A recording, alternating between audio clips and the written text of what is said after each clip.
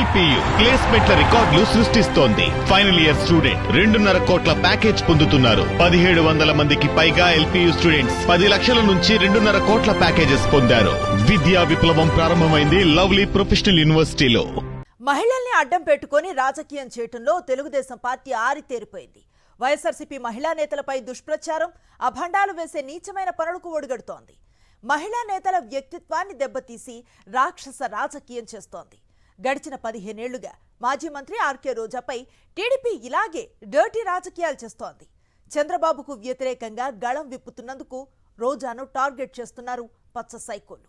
YSR Congress party మహిళా నేతల్లో fire brand గా గుర్తింపు తెచ్చుకున్నారు మాజీ మంత్రి ఆర్కే రోజా. అసెంబ్లీలో అయినా బయట అయినా తెలుగుదేశం పార్టీని మాటల తూటాలతో చీల్చి చెండాడుతారు. రోజా విమర్శలకు సమాధానం ఇవ్వలేని టీడీపీ నేతలు ఆమె వ్యక్తిత్వాన్ని హననం చేస్తూ పదే పదే నీచమైన భాషతో తూలనాడుతున్నారు. అశుద్ధం తప్ప అన్నం తినేవాళ్లు ఎవరూ ఉపయోగించని భాష ఉపయోగిస్తున్నారు. తాజాగా నగరి టీడీపీ ఎమ్మెల్యే గాలి భానుప్రకాష్ తన నీచ బుద్ధిని బయట పెట్టుకున్నారు. భానుప్రకాష్ అవినీతిని ప్రశ్నించినందుకు రోజాపై పరమ నీచమైన భాషతో కామెంట్స్ చేశారు. ఆర్కే రోజాపై నగరి ఎమ్మెల్యే భానుప్రకాష్ వేసిన అడ్డగోలు అభాండాలను వైఎస్ఆర్ కాంగ్రెస్ పార్టీ మహిళా నేతలు తీవ్రంగా ఖండించారు. నగరి ఎమ్మెల్యేపై చర్యలు తీసుకోవాలి అని హోంమంత్రిని, ముఖ్యమంత్రిని డిమాండ్ చేశారు. తనపై ఎమ్మెల్యే భానుప్రకాష్ చేసిన కామెంట్స్ పై మాజీ మంత్రి రోజా పోలీసులకు ఫిర్యాదు చేశారు. టీడీపీ ఎమ్మెల్యేపై చర్యలు తీసుకోవాలి అని హోంమంత్రి అనితను డిమాండ్ చేశారు రోజా. మాసాలు మోసి కన్న తల్లి అసహించుకునే వ్యక్తి భానుప్రకాష్. ఈరోజు ఆయన నా గురించి చాలా వల్గర్ గా మాట్లాడుతున్నాడు.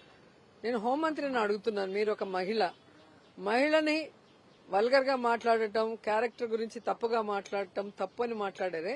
మరి ఈ ఇష్యూలో ఆ వీడియోస్ మీకు కూడా పంపిస్తాను, మీకు కూడా ట్యాగ్ చేస్తాను.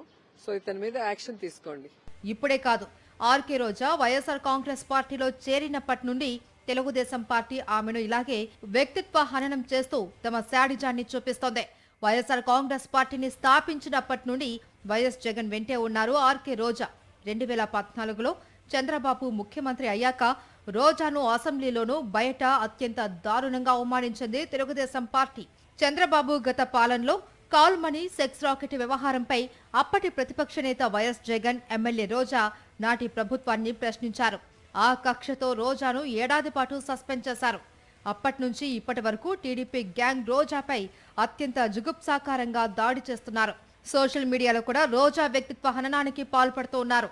పార్టీ మాజీ మంత్రిపై టీడీపీ బ్యాచ్ సాగిస్తున్న ఈ నీచమైన ప్రచారంపై వైఎస్ఆర్సీపీ నేతలు తీవ్ర ఆగ్రహం వ్యక్తం చేస్తున్నారు.